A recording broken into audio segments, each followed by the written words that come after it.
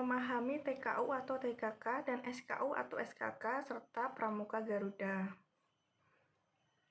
Assalamualaikum warahmatullahi wabarakatuh.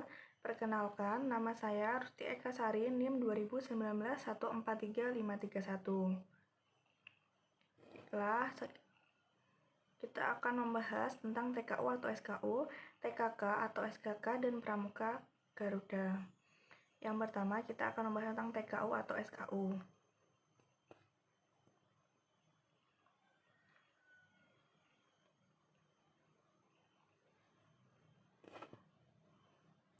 SKU untuk golongan siaga terdiri dari 3 tingkat, yaitu tingkat siaga mula, tingkat siaga bantu, dan tingkat siaga tata. SKU untuk golongan penggalang terdiri dari tingkat-tingkat, yaitu tingkat penggalang ramu, tingkat penggalang rakit, dan tingkat penggalang terap. SKU untuk golongan penegak terdiri dari 2 tingkat, yaitu tingkat penegak bantara dan tingkat penegak laksana. Sedangkan untuk SKU golongan pandega terdiri dari 1 tingkat saja, yaitu tingkat pandega.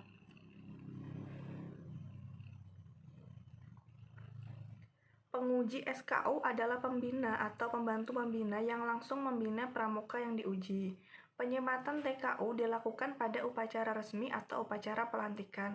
TKU untuk pramuka siaga dan penggalang ditempatkan pada lengan baju sebelah kiri, sedangkan untuk pramuka penegak dan pandega disematkan di pundak kiri dan kanan. Selanjutnya yaitu TKK atau SKK.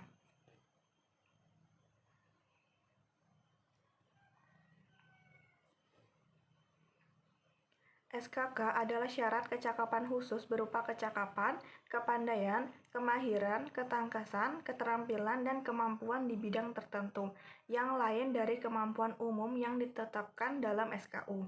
SKK dipilih seorang pramuka sesuai dengan bakat dan minatnya.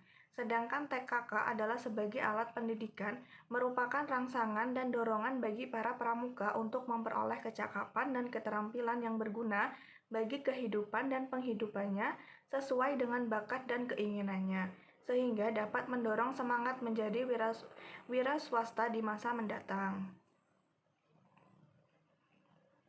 TKK didapatkan setelah menyelesaikan ujian-ujian SKK yang bersangkutan. TKK dikelompokkan menjadi 5 bidang, yaitu 1. Bidang agama, mental, moral, spiritual, pembentukan pribadi dan watak, warna dasar TKK kuning. 2. Bidang patriotisme dan seni budaya, warna dasar TKK merah. 3. Bidang keterampilan dan teknik pembangunan, warna dasar TKK hijau. 4. Bidang ketangkasan dan kesehatan, warna dasar TKK putih. Dan 5. Bidang sosial, perikemanusiaan, gotong royong, ketertiban masyarakat, perdamaian dunia, dan lingkungan hidup, warna dasar TKK biru. TKK dibedakan atas tingkatan-tingkatan sebagai berikut.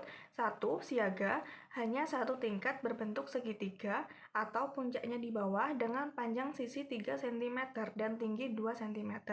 2.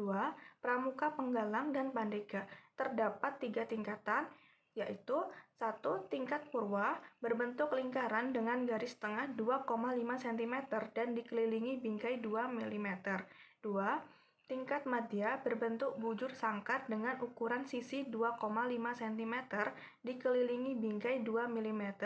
Dan 3. Tingkat utama, berbentuk segi 5 beraturan dengan ukuran sisi masing-masing 2 cm dikelilingi bingkai 2 mm. 3. Komponen yang membedakan tingkatan pada TKK penggalang, penegak, dan pandega adalah sebagai berikut. A. Warna bingkai TKK penggalang warna merah, dan B. Warna bingkai TKK penegak atau pandega berwarna kuning. 4. TKK yang dimiliki seorang pramuka harus terjamin bahwa kecakapan yang dimilikinya dapat dipertanggungjawabkan. Cara menguji SKU dan SKK. 1. Ujian yang dilaksanakan secara perorangan 1 demi 1, tidak secara berkelompok. Seandainya terdapat mata ujian yang dilakukan secara berkelompok, misalnya baris berbaris dan berkebun, penilaian tetap dijalankan perorangan. 2. Mata ujian yang ditentukan oleh peserta didik yang diuji tidak harus berurutan. dan dilaksanakan dalam bentuk praktek secara praktis. 3. Waktu ujian ditentukan sesuai dengan kesepakatan antara pembina atau pembantu pembina dengan yang diuji. 4. Penguji hendaknya berusaha agar proses ujian itu juga dirasakan oleh peserta didik sebagai proses pendidikan yang menyenangkan dan dapat meningkatkan pengetahuan dan pengalamannya. 5. Penguji hendaknya memperhatikan batas-batas kemampuan mental, fisik, inteligensi, emosi, dan jiwa sosial pramuka yang diuji. 6. Penguji hendaknya memperhatikan ikhtiar, ketekunan, dan kesungguhan yang sudah dijalankan oleh yang teruji. 7. Penguji membubuhkan paraf atau tanda tangannya pada daftar mata ujian atau SKU milik pramuka yang diuji setelah ujian tersebut dinyatakan lulus. Yang terakhir yaitu adalah Pramuka Garuda.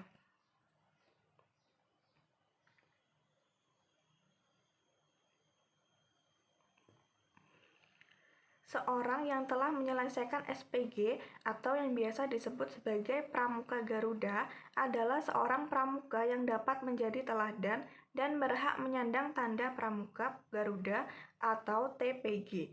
SPG atau TPG disediakan sesuai dengan golongan usia. Komponen yang membedakan TPG siaga, penggalang, penegak, pandega adalah warna dasar TPG.